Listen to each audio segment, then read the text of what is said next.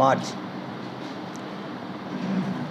को हम लोगों की पार्टी का 11वां राज्य सम्मेलन संपन्न हुआ है और सम्मेलन में भाजपा की जो साजिश चल रही है बिहार की सत्ता कब्जा करने की और बिहार को उत्तर प्रदेश बनाने की, यहाँ भी बुलडोज़र सरकार सांप्रदायिकता फैलाने की जो उनकी साजिश चल रही है, तो इसके खिलाफ वामपंथ को मजबूत करने और महागठबंधन को धारदार बनाने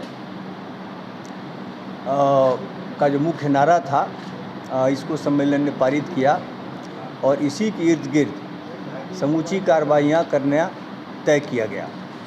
सम्मेलन ने बिहार में जो जन समस्याओं का अंबार लगा हुआ है, चाहे वो रोज़गार का सवाल हो, रोज़गार सवाल सिर्फ माने शिक्षित बेरोज़गारों का नहीं है, मनरेगा मजदूरी का सवाल हो या शहरी गरीबों के लिए मजदूरी का सवाल हो, सब बहुत बड़ा सवाल बना हुआ है।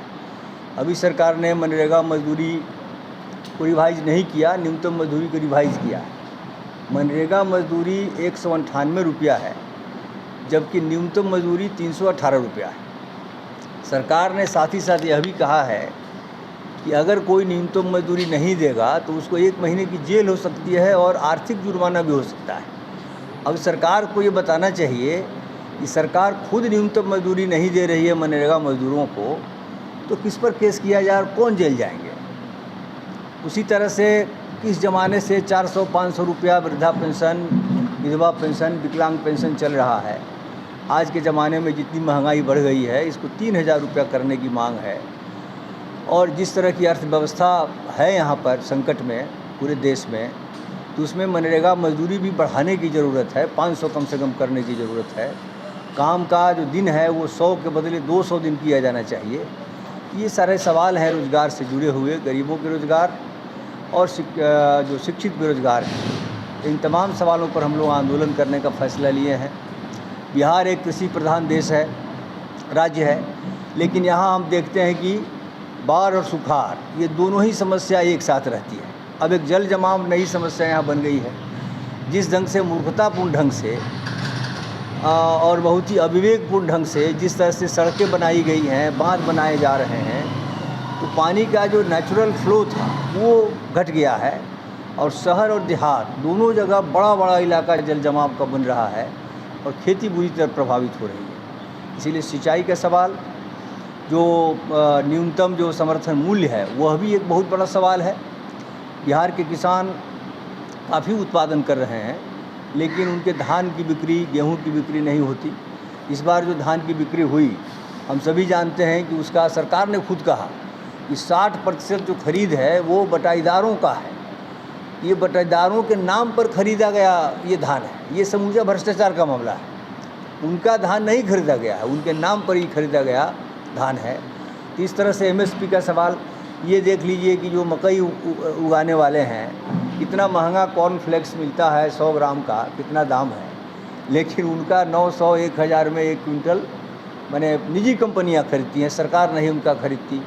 केला उत्पादन इतना बड़ी मात्रा में पूर्वी बिहार में होता है, लेकिन जो एक घवद है जो जिसमें 10 से 12 दर्जन केला होता है, 25 रुपया तक में किसान वहाँ बेचते हैं।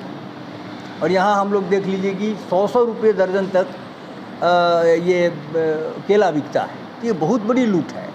और बिहार का जो दरिद्रीकरण है उसका एक बड़ा कारण है कि उनके जो उपज हैं उनको कीमत नहीं मिलती। जो ईंट का उत्पादन देख लीजिए, उनके साथ अनेक तरह से लोग वहाँ, एक आम चर्चा है कि नीलहों के बाद में मिलहों का राज चल रहा है। वो कम तौल करने से लेकर के जो ईंट का जो प्रभेद है वो गलत प्रभेद चीनी मिल वाले उनसे उगवा रहे थे।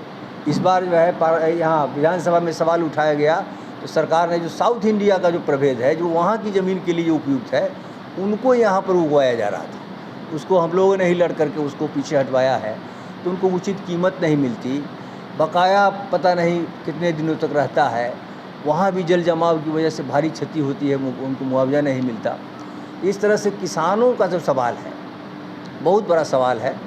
कदवन जलाशय जो सोन नहर प्रणाली है, विश्व की सफलतम नहर प्रणालियों में से एक है, लेकिन आज तक उसका आधुनिकीकरण नहीं हुआ। उसके जो जल स्रोत हैं उसमें विभिन्न जगह आप बिजली का बना रहे हैं, आप पानी से चलने वाला हाइड्रो पावर का इस्तेमाल कर रहे हैं, तो इसके ज़रिए पानी का फ्लो घट गया, कदबन जलाशय आज तक नहीं बन सका। इस तरह से इतने सारे जो सवाल हैं, किसानों का, मजदूरों का, नौजवानों का, शिक्षा का सवाल पूरी तरह से बदहाल है, अस्पताल बुरी तरह से बदहाल है।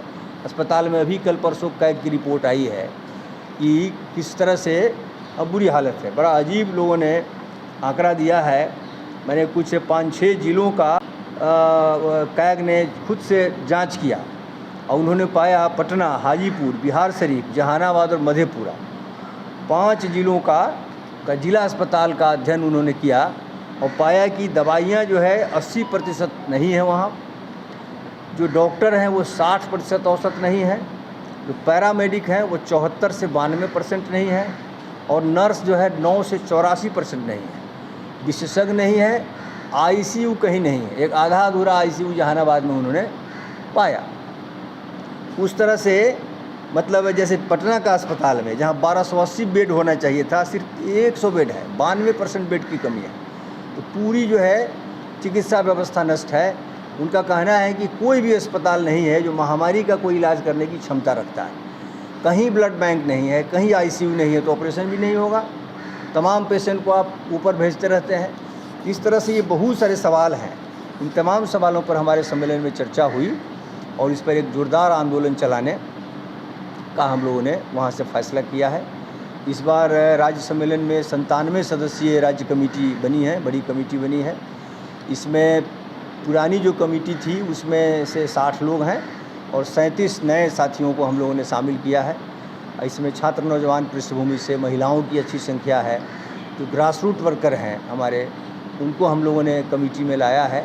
इसके अलावा पार्टी के जो वरिष्ठ साथी हैं जिनका हमारी पार्टी के कामकाज में बड़ा योगदान है, तो उनके लिए अलग से हम लोगों ने 12 ऐसे वरिष्ठ साथियों को स्थायी आमंत्रित के बतौर हम लोगों ने रखा है।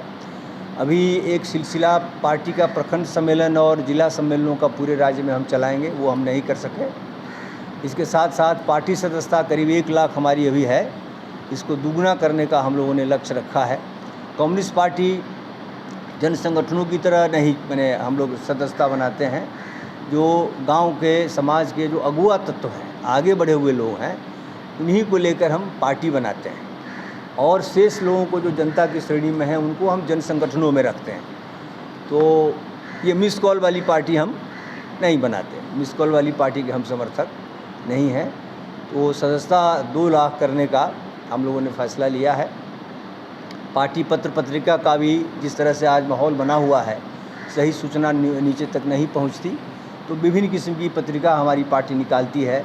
लिबरेशन जो हमारा नेशनल मैगजीन है, नेशनल मैगजीन साप्ताहिक लोक युद्ध है, समकालीन योग युद्ध है, महिला पत्रिका आधी ज़मीन है, मजदूरों की पत्रिका श्रमिक सॉलिडेरिटी है, समकालीन जनमत है, एक जनरल डेमोक्रेटिक मैगजीन है।